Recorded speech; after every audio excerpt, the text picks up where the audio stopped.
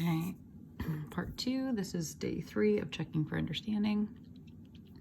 Combinations are when order doesn't matter. So, like the president, vice president example, if we were just to pick 2 people, order wouldn't matter. So we'd have a less amount of options. So let's say there's a test, consists of 20 questions, and students are told to answer 15.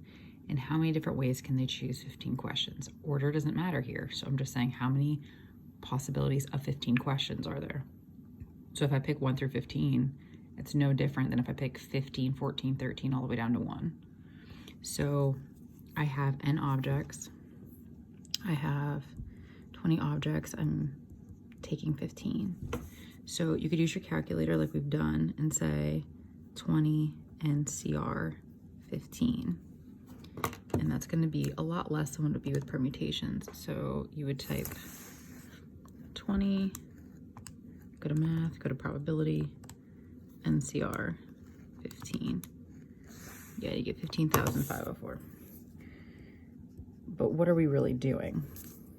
So it's just like before with permutations. You have 1, 2, 3, 4, 5, 6, 7, 8, 9, 10, 11, 12, 13, 14, 15. And you would say I have 20 to choose from, then 19, then 18, 17, 16, 15, 14, 13, 12, 11, 10, 9, 8, 7, 6.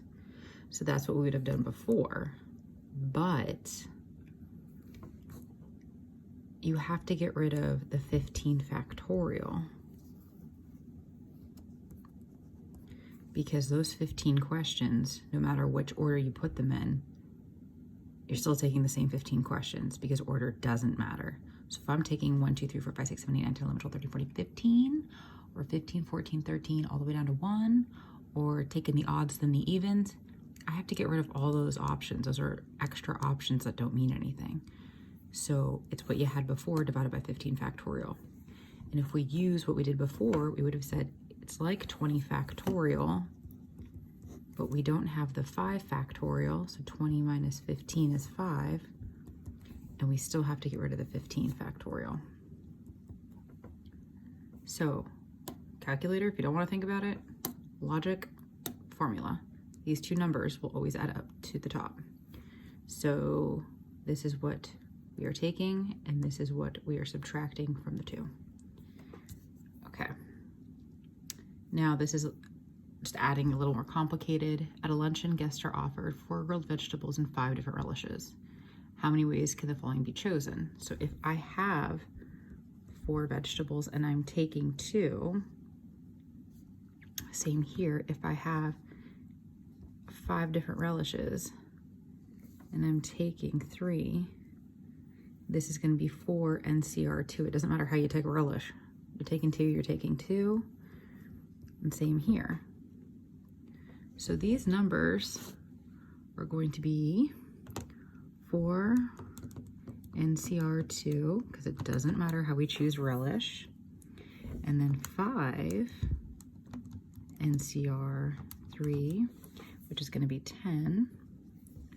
So if I do one thing and then I go and do the other, we can use a fundamental counting principle along with it and say that we'd have 60 ways to choose 2 vegetables and 3 relishes. And then again, we're going to complicate it a little bit more, and it says not how many ways now, but the probability of getting these ways.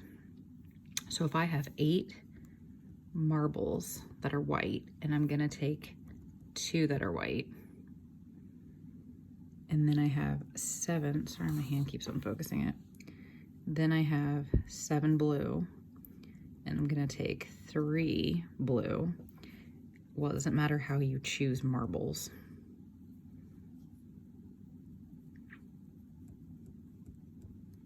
That's what you get. But that means if you want the probability of that happening, probability is what you want out of the total, which would be 15 marbles. And you're taking 5. So these numbers will always add up. So let's put them in.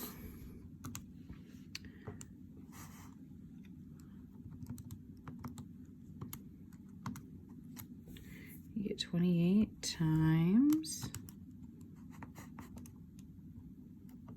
Oopsies.